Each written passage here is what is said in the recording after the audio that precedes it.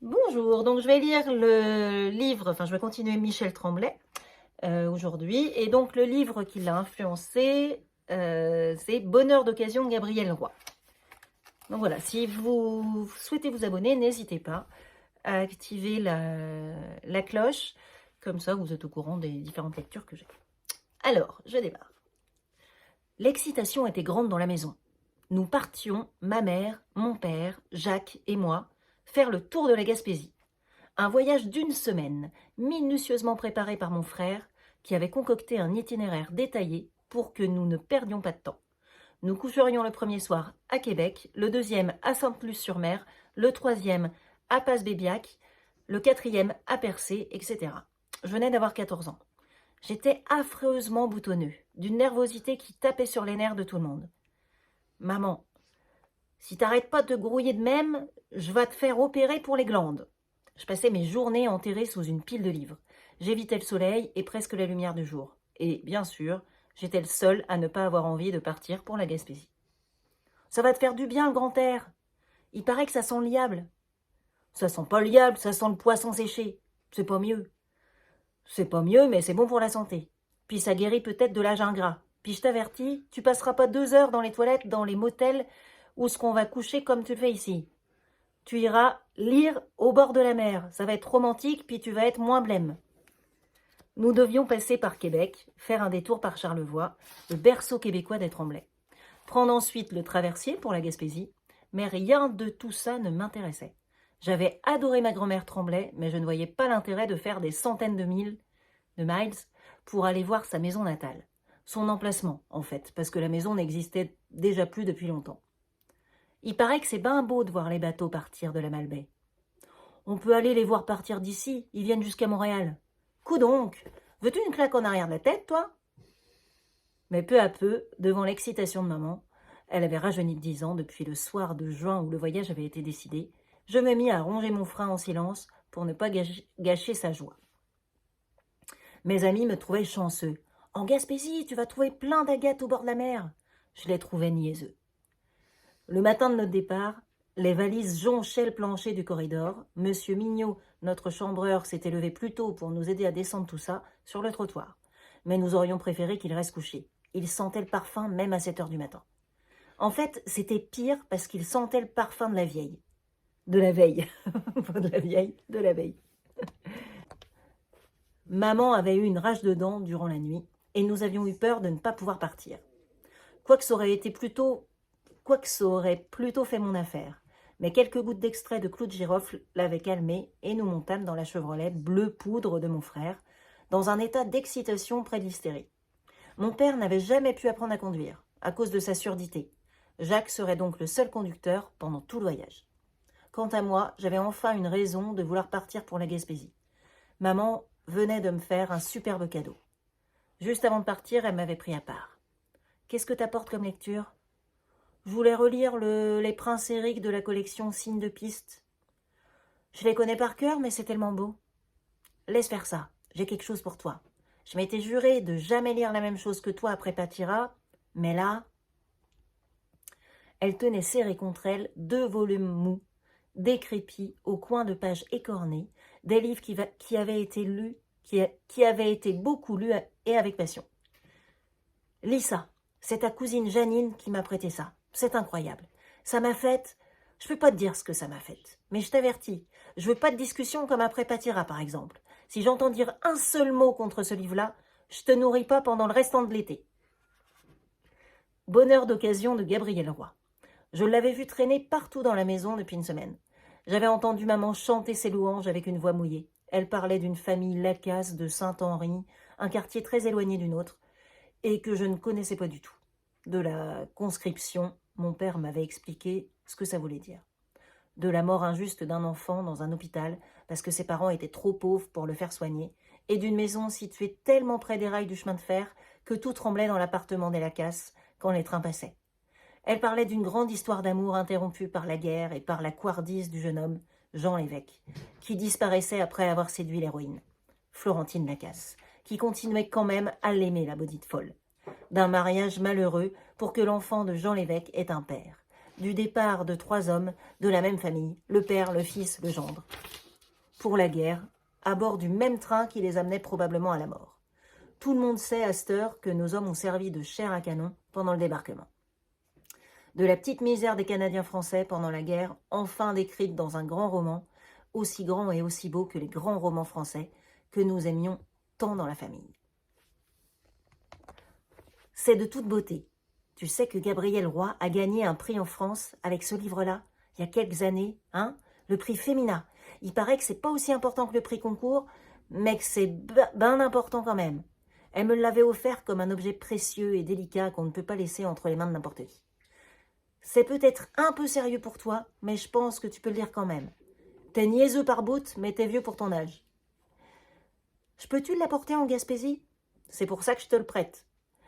Je sais que ça te tente pas ben gros de partir, mais si tu lis ça, je te promets que la semaine va passer vite. Tu vas me laisser le lire n'importe quand, puis n'importe où par exemple? Qu'est-ce que tu veux dire? Ben si j'ai envie de le lire dans le char, ça te donnera pas mal au cœur? Je vais essayer, on verra bien. Fais-toi pas renvoyer juste par entêtement, là. Ben non. Puis si je veux lire dans les motels, laisse-moi faire. Ben, tu vas quand même regarder de temps en temps les places qu'on va visiter, fais-moi pas peur.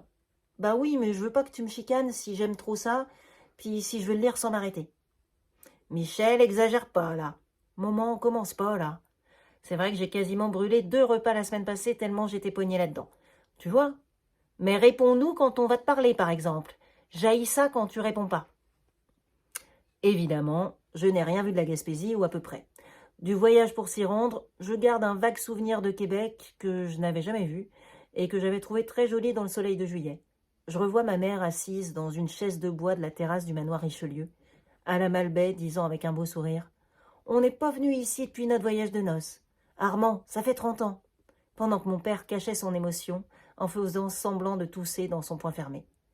J'entreaperçois aussi un grand bateau blanc, et papa, le bras levé, qui dit « Mon père puis ma mère sont partis d'ici sur un bateau comme celui-là. S'ils n'étaient pas venus à Montréal, Nana, on se serait jamais rencontrés. Quant au traversier, celui que je vois ressemble à ceux de Québec-Lévis. Étions-nous revenus à Québec pour traverser le Saint-Laurent? Probablement parce que je n'ai aucun souvenir de Tadoussac ou de l'embouchure du Saguenay. De l'ancienne route de la rive sud qui ceinture la Gaspésie, celle qu'on évite maintenant parce qu'on est trop pressé, mais qui est si belle, si impressionnante avec ses fjords et ses collines écroulées dans la mer. Rimouski, Kamouraska, Saint-Pacôme, Cacouna, Rivière-du-Loup. Je ne revois, si je lève les yeux, de bonne heure d'occasion, que mes pieds posés entre les 2 sièges avant de la voiture. Le profil de mon frère concentré sur la route, devant lui, et derrière, un coin de ciel irrémédiablement bleu. Et j'entends maman dire « Michel, on est rendu au Bic, une des plus belles places de la province de Québec. Puis t'as le nez plongé dans ton livre. Si tu te redresses pas tout de suite, je vais te donner une claque chinoise, puis tu vas rester empesé pour le restant du voyage. » C'est moi qui avais ramené cette expression de l'école quelques mois plus tôt. Elle l'avait trouvée très amusante, l'avait répétée à tout le monde en s'essuyant les yeux chaque fois tellement ça la faisait rire. Mais elle commençait à me la servir avec sérieux depuis quelques semaines et j'avais peur qu'elle mette sa menace à exécution. Les claques de ma mère étaient extrêmement rares, mais elles étaient chinoises et elles en pesaient. Recroquevillé en fœtus ou en chien de fusil, couché sur le dos avec la tête appuyée sur la cuisse de mon père ou de ma mère selon les jours, les pieds au vent ou posés sur le plancher brûlant de la voiture, dévorant une tablette de chocolat, Loonies, ou mâchant une gomme Trills, je lisais Gabriel Roy, insensible à la beauté des paysages qui nous entouraient, indifférent aux protestations des 2 hommes et aux menaces de plus en plus précises de ma mère. « Si tu lâches pas ce livre-là, je te le fais manger. »« C'est toi qui me l'as prêté? Fais-moi le pas regretter. Je t'avais demandé de pas trop lire dans le char. Je suis pas capable d'arrêter, c'est trop bon. Voyons donc, c'est pas du gâteau au chocolat, c'est meilleur.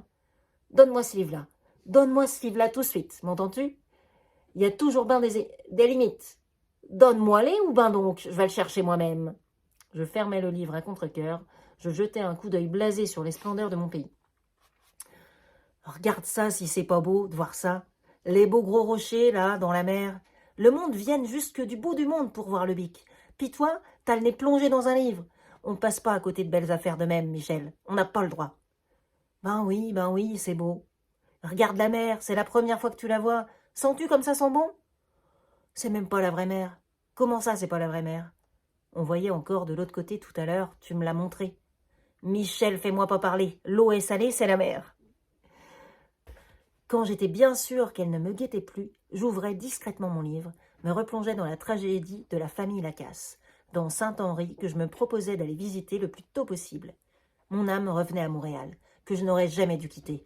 Mon cœur frémissait à l'unisson de celui de Florentine qui attendait son Jean l'évêque, qui s'abandonnait à son Jean l'évêque, qui perdait son Jean l'évêque, qui se remettait à l'attendre. « Michel, je t'entends lire. » À l'école, on ne nous faisait lire que très peu d'auteurs du Québec, et jamais, absolument jamais, une œuvre complète. Je me souviens d'avoir analysé des bouts des anciens Canadiens de Philippe Aubert de Gaspé. Le folklore québécois du 19e siècle ne m'intéressait pas, et m'ennuyait à mourir. Des extraits de Andante, Allegro ou Adagio de Félix Leclerc, pour me faire dire, évidemment, que les fables de La Fontaine étaient infiniment supérieures. J'ai un vague souvenir d'une description du survenant de Germaine Guévremont, celle, je crois, où le vent soulève les jupes d'Angelina Desmarais, pour me faire dire qu'on ne devrait pas écrire des choses comme celle-là, parce qu'elles peuvent porter à plusieurs sortes d'interprétations. Il fallait que ce soit catholique et édifiant, et avec mes 14 ans qui ruaient dans les brancards, je commençais à être pas mal tannée des pensées pieuses. Les miennes l'étaient si peu, et des exemples édifiants. Bonheur d'occasion n'était rien de tout ça. Du moins du point de vue de la religion. C'était la première fois que je lisais un roman écrit dans ma ville, où la vertu et le bon ordre ne régnaient pas en maître absolu, où la religion catholique ne répondait pas à toutes les questions, où Dieu n'était pas automatiquement au bout de chaque destin, et je n'en revenais pas. Le chaos existait donc à Montréal, ailleurs que dans mon âme. Je n'étais pas tout seul dans mon coin à commencer à soupçonner qu'on nous mentait, qu'on nous trompait depuis toujours.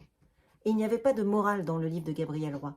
La pauvreté ne s'expliquait pas, la lâcheté n'était pas punie, une jeune fille enceinte n'était pas coupable d'un ineffaçable péché, la guerre n'était pas une mission noble pour sauver la démocratie, mais une monstruosité qui écrasait les petits et protégeait les riches.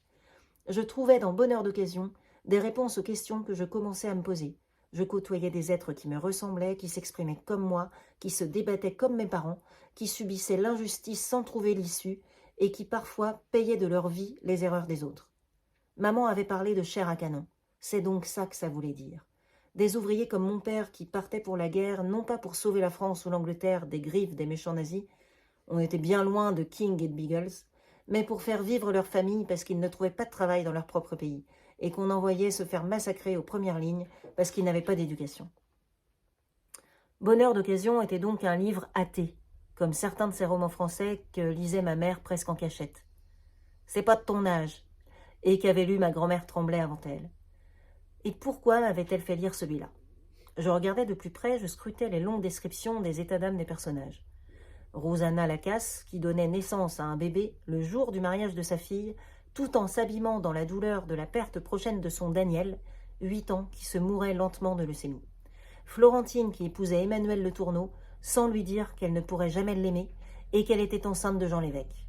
Azarius Lacasse, qui, à 39 ans, entrait dans l'armée pour que sa famille puisse manger. Et je me disais, c'est ça la vie, la vraie vie. Il n'y a pas d'explication à l'injustice, ni de solution. Le bon Dieu va pas apparaître comme Superman pour sauver tout le monde. Ces personnages-là sont perdus. Et tout ça, cette grande tragédie du petit monde, ne se passait pas dans un lointain Paris du 19e siècle, pendant les colossales transformations d'Haussmann, ni dans les tranchées de la Bérésina pendant les guerres napoléoniennes, mais chez moi, dans ma langue à moi, dans ma sensibilité à moi, dans ma compréhension du monde à moi, si insignifiante fut-elle. J'étais plus que simplement bouleversée par la grande qualité de l'écriture et le sens dramatique de l'auteur. J'étais pâmée, reconnaissant de l'existence même d'une œuvre aussi forte écrite dans mon pays, dans mon fond de province, dans ma ville. La chose était donc possible. À Sainte-Flavie, où nous devions tourner à droite pour entrer dans les terres et traverser les montagnes qui menaient à la baie des Chaleurs, mon frère changea d'idée et continua tout droit. Mon père s'en aperçut tout de suite et, croyant à une erreur, lui en fit la remarque. Je lisais à côté de papa, les jambes pliées sous moi.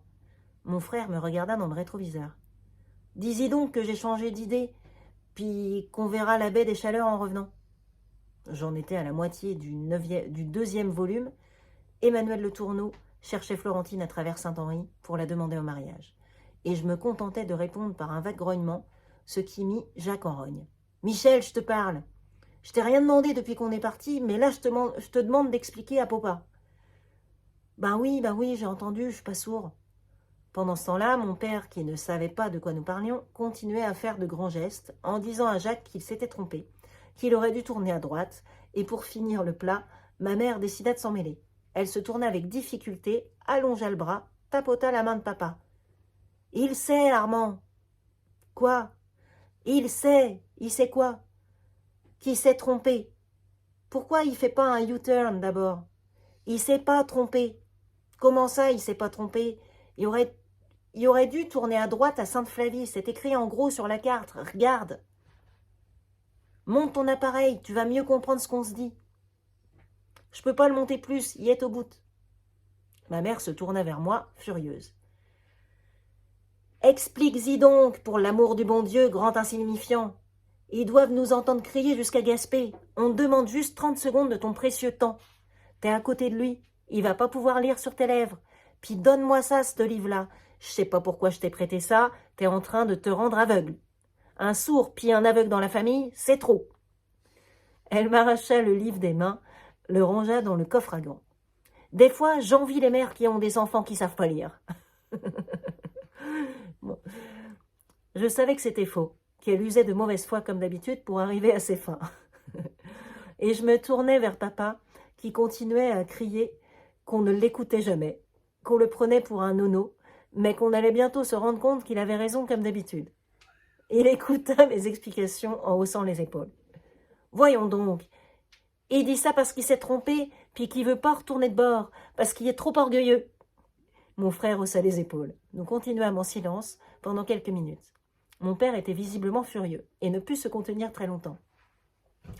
Ma mère m'a toujours dit qu'il fallait pas faire le tour de la Gaspésie dans le sens des aiguilles d'une montre, mais dans l'autre sens, parce que c'est plus beau, parce qu'on voit plus d'affaires. On sait bien, lui, il connaît tout, il connaît ça mieux qu'elle. L'atmosphère était à couper au couteau et je n'osais pas redemander mon livre. Pour une fois que j'avais la tête levée vers le paysage, maman ne spammait plus et faisait comme s'il n'y avait rien eu à voir. Mais la beauté de la mer, le jeu de la lumière sur les vagues, la petite brise fraîche qui venait du large finirent par nous calmer un peu. Nous étions toujours silencieux, mais l'agressivité fondait dans la splendeur du matin. Lorsque nous arrivâmes à Percé, après avoir mangé un poulet rôti plutôt coriace à Gaspé, parce que personne d'entre nous n'aimait le poisson, « Maman, c'est ben nous autres, ça, venir en Gaspésie pour manger du poulet. » Une brume épaisse, crémeuse recouvrait tout et on ne voyait rien. Ni le ciel, ni la mer, ni le fameux rocher. Et nous cherchâmes longtemps dans ce village pourtant petit, le motel, les Trois Sœurs, où nous devions passer la nuit. Maman était exaspérée. Avoir fait 500 miles pour tomber sur un banc de brume, franchement. Mon frère essayait de la consoler. Des fois, il y a de la brume le matin, mais elle finit par se lever, et puis il fait beau pour le reste de la journée. Des fois. Moi, évidemment, je ne pensais qu'à bonheur d'occasion. J'essayais de trouver une façon de m'emparer du livre sans que maman s'en rende compte, mais nous étions toujours tous les quatre ensemble et je ne pourrais pas me cacher pour le lire.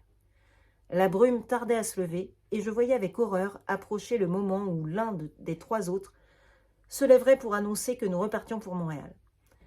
Ils en étaient tous les trois capables et cette menace plana sur nous une bonne partie de l'après-midi. Vers 3 heures, nous étions devant le petit théâtre de Percé qui venait d'ouvrir ses portes. Denis Pelletier, Guy Provost et Georges Groux jouaient La fleur à la bouche de Pirandello, je crois. Lorsque tout d'un coup, dans l'aile du vent, par la seule puissance du soleil, le banc de brume se leva et le rocher de Percé nous apparut, tellement près de la grève que nous le prîmes tout d'abord pour un énorme bateau, amarré et si beau que maman se mit aussitôt à pleurer. J'étais très impressionnée par ce gigantesque bloc de pierre, gisant au bord de la mer. Mais je savais que le moment était venu d'aborder maman, qu'il fallait profiter de son cœur qui fondait devant tant de beauté et de ses larmes qui la ramollissaient pour lui rappeler qu'elle n'avait pas le droit de m'empêcher de terminer ma lecture de Gabriel Roy. Elle me coupa au bout de quelques mots. « Gâche-moi pas mon fun. Quand t'auras tout vu ce qu'il y a à voir à Percé, le rocher, l'île Bonaventure, les poissons séchés, la marée montante, pile aux frettes, tu l'auras ton livre, pas avant. » Je terminais donc la lecture de Bonheur d'occasion la nuit suivante. Enfermé dans les toilettes, parfois assis sur la lunette, parfois étendu dans la baignoire. La fin me bouleversa, plus que tout le reste. Les 3 hommes de la même famille partant pour la guerre pour les mauvaises raisons. Florentine, nouvelle mariée malheureuse, entrevoyant son Jean l'évêque, le chien sale, de l'autre côté de la rue, et décidant une fois pour toutes de ne plus courir après lui. Rosanna, donnant naissance à un pauvre petit condamné, dont le sort ne serait pas différent de celui des autres membres de sa famille. Cette noirceur pesante de la tragédie ouvrière, élevée à la hauteur des grandes tragédies européennes par l'immense talent de Gabriel Roy. Tout ça, le malheur d'un côté, le talent pour le raconter de l'autre, me remuait jusqu'au fond de l'âme. Et je passais une partie de la nuit à pleurer. Sur le sort de la famille Lacasse, bien sûr, mais pour la première fois de ma vie, sur notre sort collectif, de petits peuples perdus d'avance, abandonnés, oubliés dans l'indifférence générale, noyés dans la grande histoire des autres, et dont on ne se rappelait que lorsqu'on avait besoin de chair à canon. Au petit matin, maman entra dans la salle de bain et poussa un cri étouffé en m'apercevant. « Que c'est que tu fais là? Es-tu malade ?» Je fis signe que non, lui montrai le livre. Elle s'assit à son tour sur le bol de toilette. « T'as fini ?» Je fis signe que oui. « C'est-tu beau, hein ?» J'étais incapable de parler.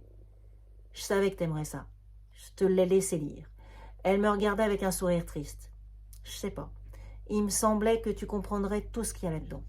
Que tu comprendrais plus que les autres ce qu'il y a là-dedans. Tu comprends? C'est rare que quelqu'un parle comme ça de nous autres, les femmes. Toi, t'écoutes. Des fois, je me dis que Gabrielle Roy, elle devait écouter un peu comme toi, quand t'étais petite. Puis excuse-moi pour après-midi. Je pensais pas ce que j'ai dit. J'envie pas pantoute les femmes qui ont des enfants qui lisent pas. Au contraire, je les plains de tout mon cœur. Les confidences, les vraies confidences, ne viendraient pas. Je le sentis, le moment était mal choisi et l'endroit trop ridicule.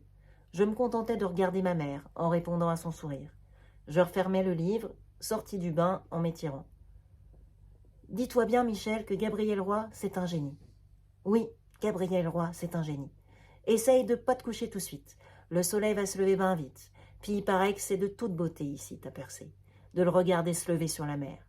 Mais je n'ai jamais vu le soleil se lever sur le rocher percé ce matin-là. Je dormais profondément, les 2 volumes de Bonheur d'occasion serrés contre moi.